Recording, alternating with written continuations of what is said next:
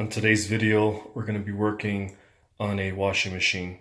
Make sure when you start diagnosing your washing machine that you have a screwdriver inside of the lid switch. It's a switch that's down there, and when the lid closes, the latch closes, this will engage the lid switch. So what I'm doing right now with the screwdriver is I'm bypassing the lid switch, and it thinks right now that the lid is closed. So this will allow me to operate on the washing machine.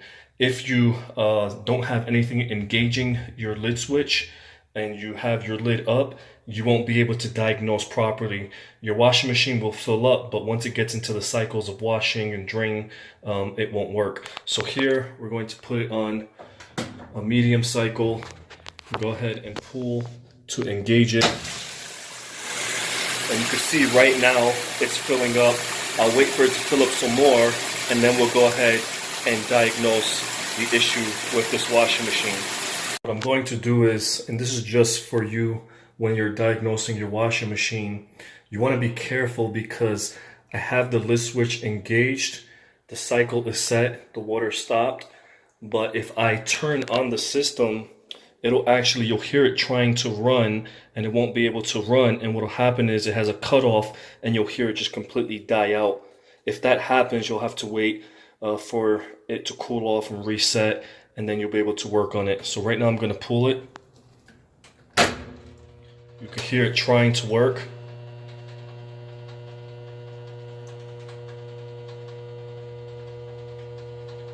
And what'll happen is you can see now it actually cut off. So if that happens, go ahead and turn it off and give it some time to cool down. Wait, as I said, a couple of minutes. If you stand and you wait, you'll hear a click, and that's when it reset. But if you don't hear it, give it a couple of minutes and it'll reset. So what I'm going to do now is I put it on the spin cycle, and I'm going to test it and see if the water will drain.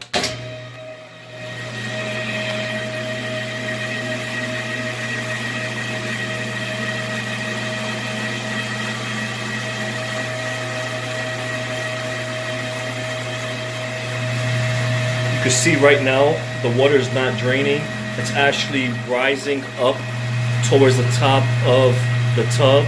So I know right now the problem that we're having is going to be the washer pump. There's going to be some type of restriction in there that's keeping the water from going out into the drain. You can also hear that the washing machine doesn't sound good. So always when you're working on appliances, you're trying to listen, you're trying to observe. So we know at this point, not only is it not draining, but it doesn't sound like it's running smoothly either. So we're gonna go ahead and turn it off.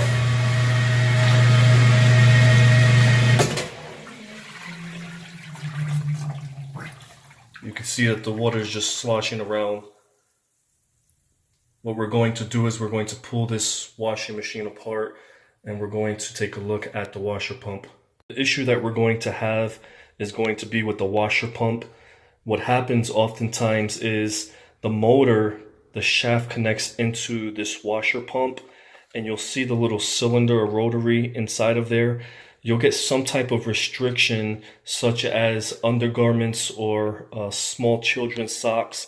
And once it gets jammed in there, this will restrict your shaft from turning and allowing the water to drain. This allows the water to shoot in, to shoot out, and as it drains, there's a hose that's attached to here that goes to the back of your washing machine. So obviously if there's a restriction, it won't allow the water to shoot out into the drain. Remove your screwdriver and then close your lid. Now we're going to unplug our washing machine. Here we have 2 screws. We're going to remove those screws, and that's what holds your electrical panel. And then flip the panel. Now what we're going to do is we're going to remove these 2 clips, and we're going to disconnect the lid switch. You're going to use a flathead screwdriver. You're going to insert it in the slot, and you're going to pull out. The way you do that up close from a side view is your screwdriver goes in, and then you're pulling up into the slot.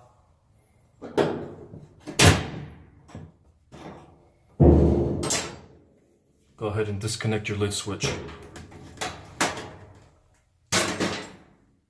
You're going to open your lid.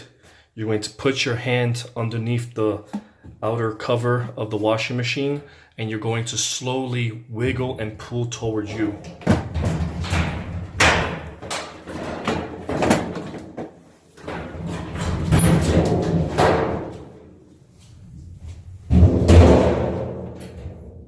You can see here we've removed the cover. The washer pump is going to be here at the bottom, and as I said, the motor is going to be back here. Just for demonstration purposes, I moved the washing machine into the garage. You're going to, right now at this point, we're going to disconnect this bracket. We're going to remove the bottom bracket as well.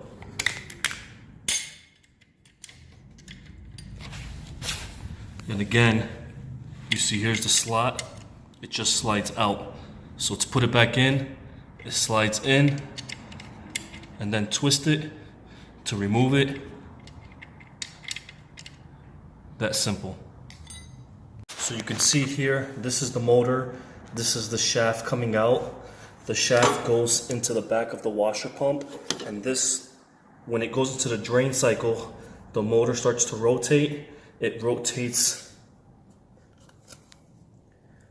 the mechanism inside, and then that allows the water to leave the tub, come down, come out of this tube that goes into the washer pump, and then shoots the water out of your drain. And obviously this will be inside of your drain behind the wall. This is where it's going to get a little bit messy.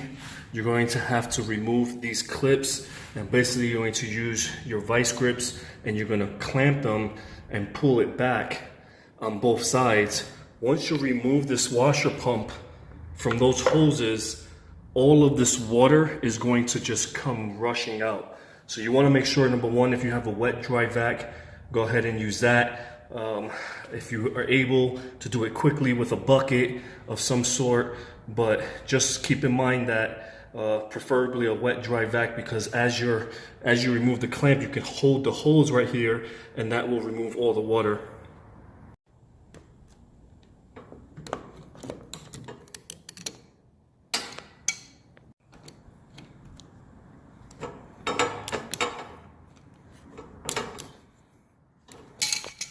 Once we remove these hoses, all of this water is going to come gushing out.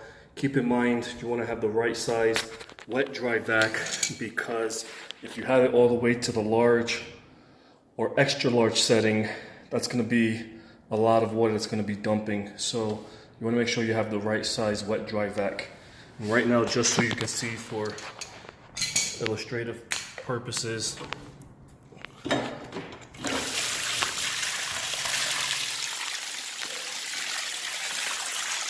can see all that water dumping out.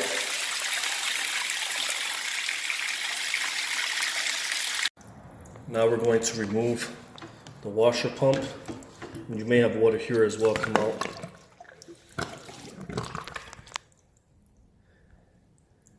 And you can see there, it looks like a sock got stuck.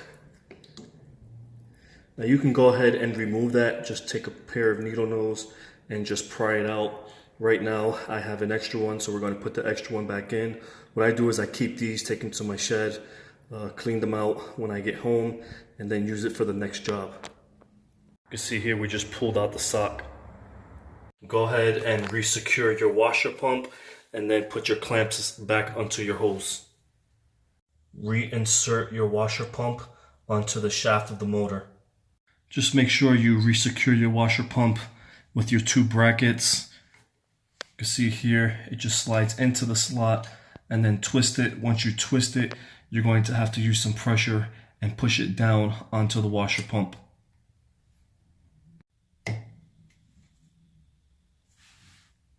Now we are going to reassemble our washing machine.